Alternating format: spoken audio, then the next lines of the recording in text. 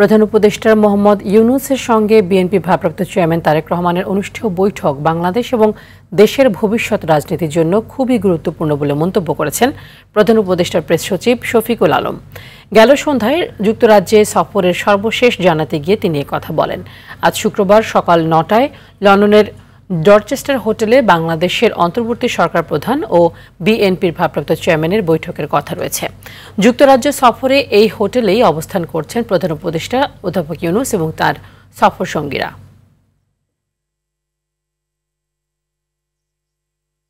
এটা খুবই ইম্পর্টেন্ট একটা মিটিং বাংলাদেশের জন্য, বাংলাদেশের সামনের পলিটিক্যাল বাস্তবতার জন্য। পলিটিক্যাল যে আমরা আগামীতে দেখছেন যে ইলেকশনের একটা ডেট দেওয়া হয়েছে এপ্রিলে, তো ডেমোক্রেটিক ট্রানজিশনের জন্য এই মিটিংটা খুবই ইম্পর্টেন্ট।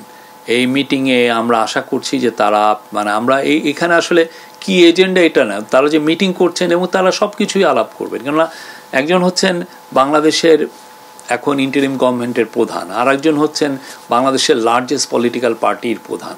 তো তারা দুইজনের মধ্যে আলোচনা হবে এবং তারা অনেকগুলো সব কিছু নিয়ে আলোচনা করবেন।